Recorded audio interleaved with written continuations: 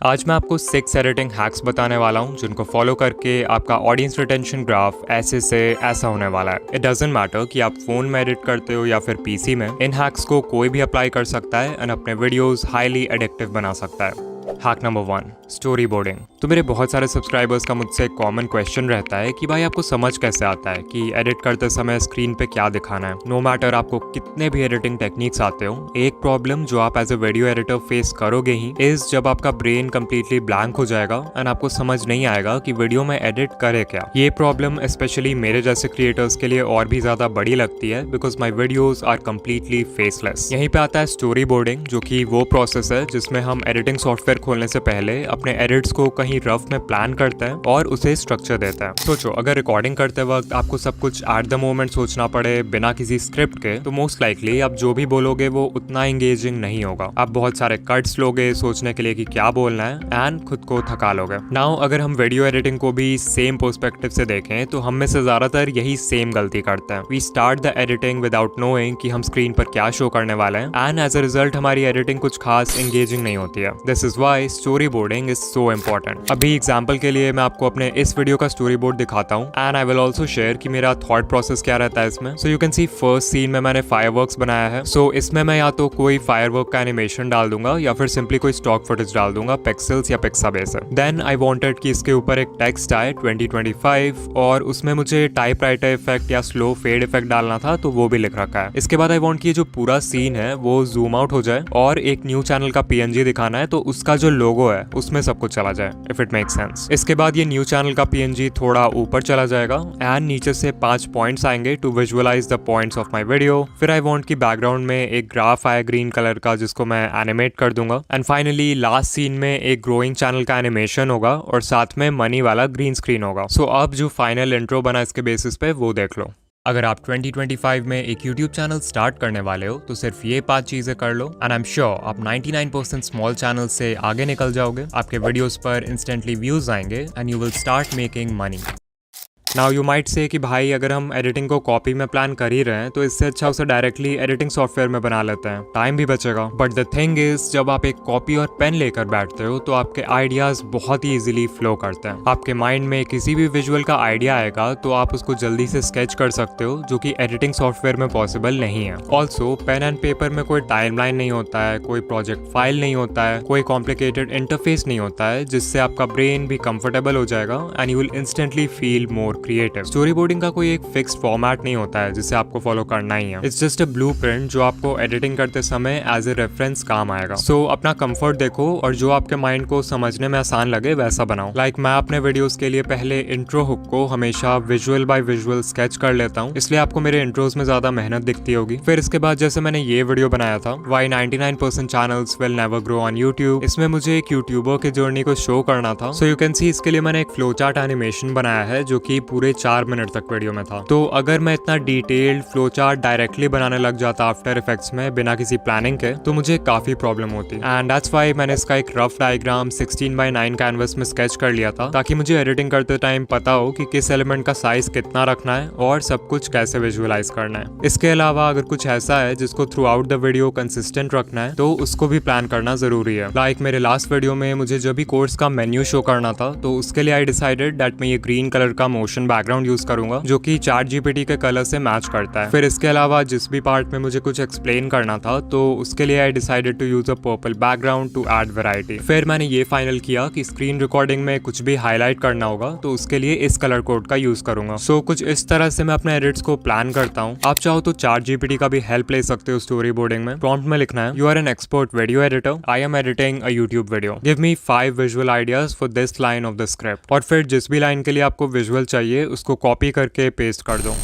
Hack number 2, visual harmony. इस point को नए एडिटर्स हमेशा मिस कर देते हैं जिसकी वजह से उनकी वीडियो बहुत अनप्रोफेशनल लगती है। सो लेट्स से आप वीडियो एडिट कर रहे हो एंड आपको स्क्रीन पे सोशल मीडिया आइकन्स दिखाना है। सो आप गूगल पे जाके ये 4 आइकन्स डाउनलोड कर लेते हो to use in your project. Now as a beginner शायद आपको इसमें कोई भी गलती नहीं दिखे, but if you know about visual harmony then आप इंस्टेंटली नोटिस कर लोगे कि यहाँ पे कुछ गड़बड़ है। लाइक यहाँ पे इंस्टाग्राम और एक्स के लिए तो 2D आउटलाइन लोगो का यूज किया गया है, बट देन अचानक से यूट्यूब के लिए एक 3D लोगो का यूज हुआ है जो कि इन दोनों से काफी डिफरेंट लग रहा है। एंड देन लास्ट में एक फेसबुक का लोगो है जिसका स्टाइल ना तो यूट्यूब लोगो से मैच कर रहा है और ना ही इंस्टाग्राम एंड एक्स से। सो ओवरऑल इन एलिमेंट्स का जो विजुअल स्टाइल है वो कंसिस्टेंट नहीं है, जिसके वजह से पूरा कॉम्पोजिशन अनप्रोफेशनल लगने लगता है। ना उसका सोल्यूशन सिंपल है, कोई भी एक स्टाइल पकड़ो और उसमें कंसिस्टेंट रहो, लाइक दिस। अब विजुअल हार्मनी सिर्फ वीडियो में आने वाले आइकन्स और इमेजेस के लिए ही नहीं बल्कि और भी चीजों के लिए अप्लाई होता है। For example font, like currently मैं इस वीडियो के सारे हेडिंग्स और इंपॉर्टेंट टेक्स्ट के लिए मॉन्टसेराट फॉन्ट यूज कर रहा हूँ। एंड जब भी कुछ लंबा एक्सप्लेन करना होता है या किसी चीज का डेफिनेशन लिखना होता है तो उसके लिए मैं यूज कर रहा हूँ Arial bold. And you will notice that ये फॉन्ट सिलेक्शन मैं throughout the entire video follow करूंगा। ऐसा नहीं होगा कि अभी मॉन्टसेराट यूज हो रहा है और 2-3 पॉइंट्स बाद टाइम्स न्यू रोमन आ जाएगा। That will look extremely unprofessional. ऐसे ही जो कलर यूज कर रहा हूँ मैं हेडिंग्स के लिए वो भी through out the video consistent रहने वाला है। Same goes for transitions. ऐसा नहीं होना चाहिए कि आप दुनिया भर के ट्रांजिशंस यूज किए जा रहे हो, 1-2 ट्रांजिशंस चूज कर लो और उनको रिपीट करो। विजुअल हार्मनी इसलिए जरूरी है so that everything feels part of the same story. आपके विजुअल्स जितने कंसिस्टेंट होंगे उतना ही व्यूअर का फोकस कंटेंट पर होगा, ना कि एडिटिंग पर।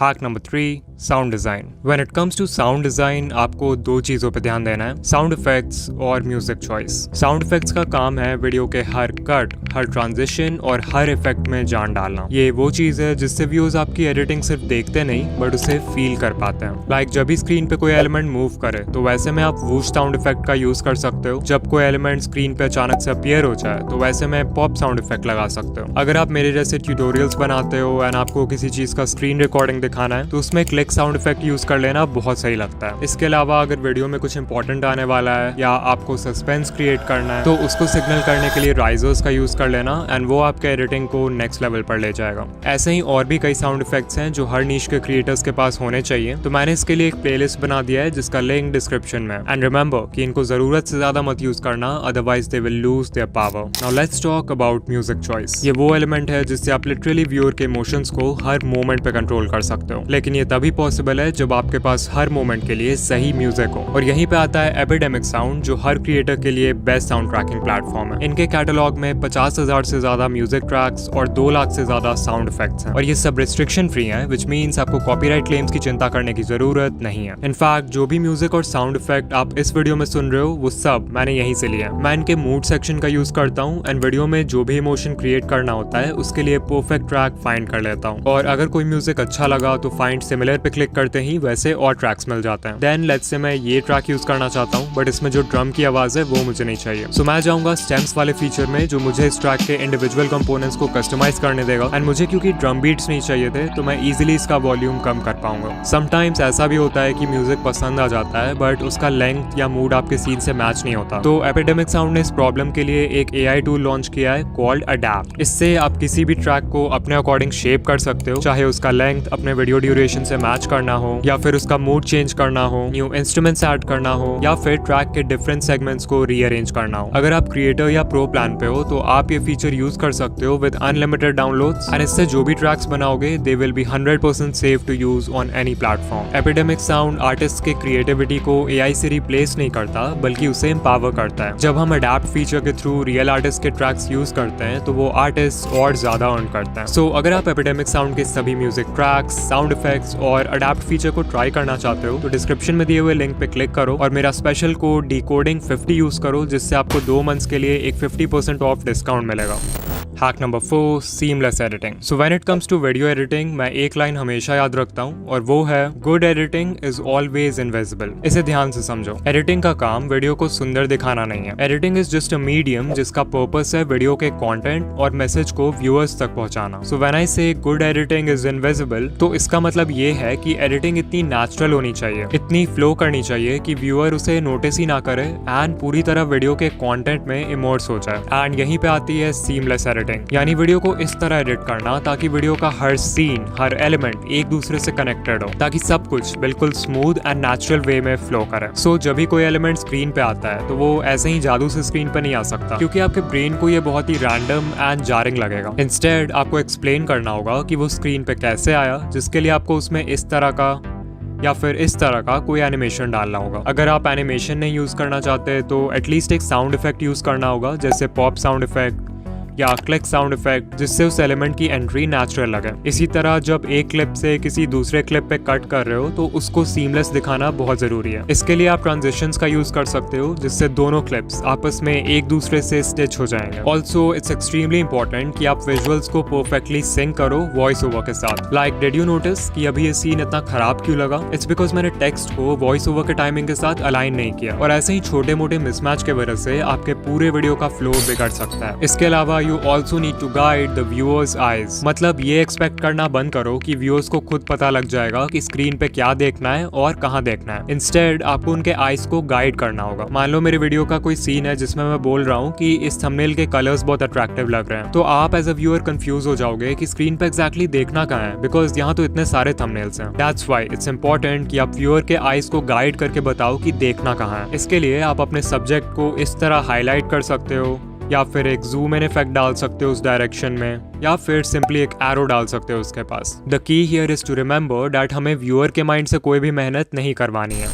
Hack number 5, work smart not hard. So अगर किसी भी एवरेज ऑडियंस रिटेंशन ग्राफ को देखोगे तो आपको शुरुआत में एक बहुत ही स्टीप डाउनवर्ड स्लोप देखने को मिलेगा। दिस इज बिकॉज व्यूअर के वीडियो को बंद करने के चांसेस पहले 30 सेकंड्स में सबसे ज्यादा हाई होते हैं। सो 100% लोगों ने वीडियो देखना शुरू किया एंड लेट्स से 30 सेकंड्स बाद उनमें से सिर्फ 45% लोग ही वीडियो देख रहे हैं। दिस मीन्स कि आपने सिर्फ अपने इंट्रो में ही 55% व्यूअर्स को खो दिया। तो इस नंबर को आपको जितना हो सके हाई रखना है, एंड इसके लिए जरूरी है कि आप एडिटिंग के समय इंट्रो को स्पेशल अटेंशन दो। लाइक इन माई केस मैं सिर्फ पहले 30 सेकंड्स को एडिट करने में पूरा दिन लगा देता हूँ, बिकॉज आई वांट कि वो कंप्लीटली परफेक्ट हो। एंड ऑल्सो मेरे इंट्रो की pacing rest of the video से थोड़ी ज्यादा फास्ट होती है, as it helps to grab attention. Now मैंने आपको ये तो बता दिया कि कहाँ पे ज्यादा मेहनत करना है, बट ये भी जान लो कि कहाँ पे कम मेहनत करना है, बिकॉज 50 to 60% वीडियो कंप्लीट होने के बाद व्यूअर के वीडियो क्विट करने के चांसेस रिलेटिवली कम भी हो जाते हैं। उस समय तक एक इमोशन पॉइंट क्रिएट हो जाता है जिससे व्यूअर का फोकस वीडियो के कंटेंट पे होता है and they get less distracted. Also viewer का ब्रेन एक सिग्नल देता है कि आधी वीडियो तो फिनिश हो ही चुकी है, सो व्हाई नॉट हम पूरा वीडियो देख लें और फुल वैल्यू लेकर जाएं। यही रीजन है कि अगर आप एडिटिंग करते वक्त वीडियो के लेटर हाफ में उतना एफर्ट नहीं भी डालते हो तो उससे कुछ खास फर्क नहीं पड़ेगा।